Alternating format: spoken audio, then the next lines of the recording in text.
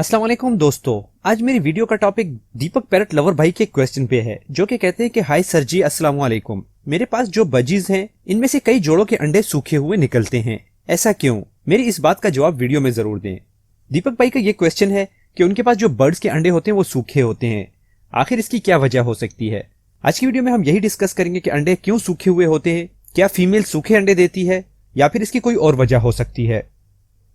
मजीद discuss करने से पहले इस वीडियो को लाइक कीजिए, चैनल को सब्सक्राइब कीजिए और साथ में बेल का बटन दबाइए ताकि आपको हर वीडियो का नोटिफिकेशन मिल सके, और अपनी राय का इजहार कमेंट्स बॉक्स में जरूर दीजिए।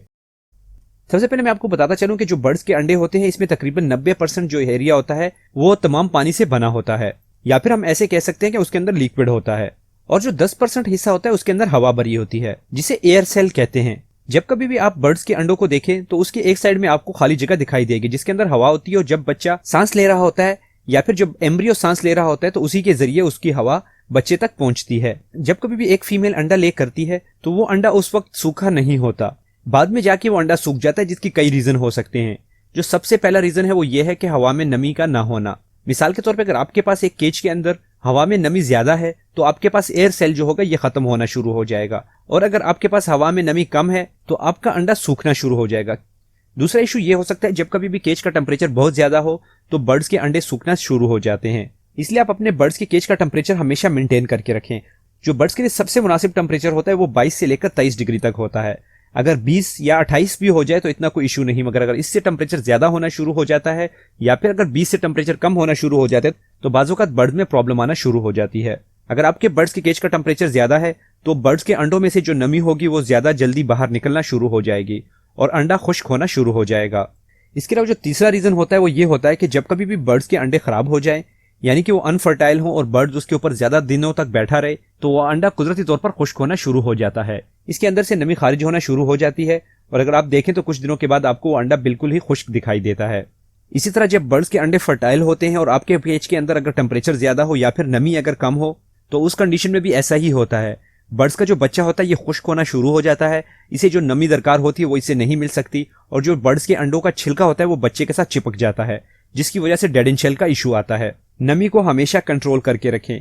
किस तरीके से बर्ड्स की नमी को कंट्रोल किया जाता है इसकी वीडियो ऑलरेडी मेरे चैनल पर अवेलेबल है, मगर फिर भी मैं आपको थोड़ा बहुत बताता चलूं। सबसे पहले तो आपको एक डिवाइस खरीदनी होगी जो कि आप अपने बर्ड्स के केज के अंदर लगा सकते हैं, जिसमें आप ह्यूमिडिटी का लेवल और टेम्परेचर देख सकते हैं।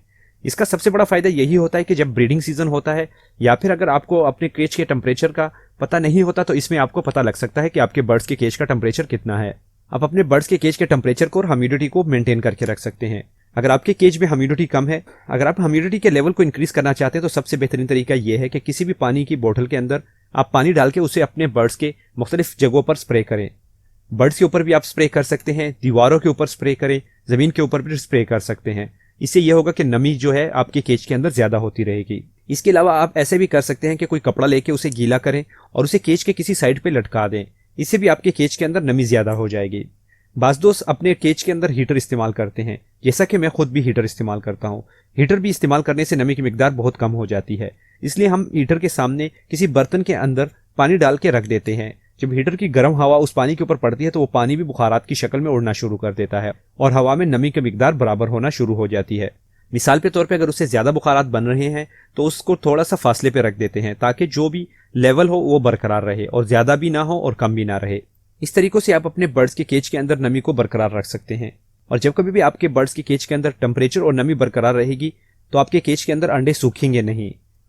इसके अलावा आपको क्या करना है कि जब कभी भी इसके अलावा एक चीज हमेशा याद रखें, जब कभी भी बर्ड्स अंडे ले कर देते हैं तो आखिरी अंडा जब बर्ड्स ले करता है तो उससे तकरीबन 4 से 5 दिन के बाद आप अपने बर्ड्स के अंडों की कैंडलिंग जरूर करें। इससे तो एक फायदा यह होगा कि आपको पता लगेगा कि क्या आपके बर्ड्स के अंडे फर्टाइल हैं या नहीं फर्टाइल, क्योंकि अगर वो अंडे अनफर्टाइल हैं और वो फीमेल उस अंडों के ऊपर बैठी है तो इसका मतलब है कि आपकी फीमेल वक्त जाया कर रही है। बजाय इसके कि आपको 1 महीने के बाद पता लगे कि आपके बर्ड्स के अंडे फर्टाइल थे या अनफर्टाइल थे, आप पहले ही हफ्ते के अंदर देख ले और अगर वो सही नहीं है तो उन्हें उठा के फेंक दें ताकि आपके बर्ड्स दोबारा से अंडे देना शुरू कर दें। इसके अलावा अगर आप मिसाल के तौर पर पहले ही कैंडलिंग नहीं करते हैं तो आप अपने बर्ड्स के अंडों की डेट जरूर याद रखा करें। आखिरी अंडे से तकरीबन 25 दिन के बाद आप तमाम अंडों को चेक कर सकते हैं। अगर उनमें से कोई बच्चा नहीं निकला तो आपको चाहिए कि उन अंडों को उठा के फेंक दें, क्योंकि वो अंडे जरूर खराब हो चुके होंगे। अगर आप इन बातों पे अमल करते हैं तो इस तरह आप अपने बर्ड से ज्यादा फायदा कमा सकते हैं और अगर आपके बर्ड्स हैं और वो अनफर्टाइल अंडे देते हैं या इस तरह का कोई इशू आता है तो आप उसको जल्द से जल्द मॉनिटर करके कंट्रोल भी कर सकते हैं। ये तो थी आज की वीडियो। उम्मीद करता हूँ आपको पसंद आई होगी। अगर वीडियो पसंद आई हो तो वीडियो को जरूर लाइक करें, व्हाट्सअप, फेसबुक और ट्विटर पे दोस्तों के साथ शेयर करें। और अगर आपने अभी तक मेरा चैनल सब्सक्राइब नहीं किया तो मेरे चैनल को सब्सक्राइब करके बेल का बटन जरूर दबाएं ताकि आपको आने वाली हर वीडियो का नोटिफिकेशन मिल सके। बाकी दुआ में याद रखें, अपना और अपने बर्ड्स का अच्छे से ख्याल रखें। मिलते हैं अगली वीडियो में, तब तक के लिए अल्लाह हाफिज।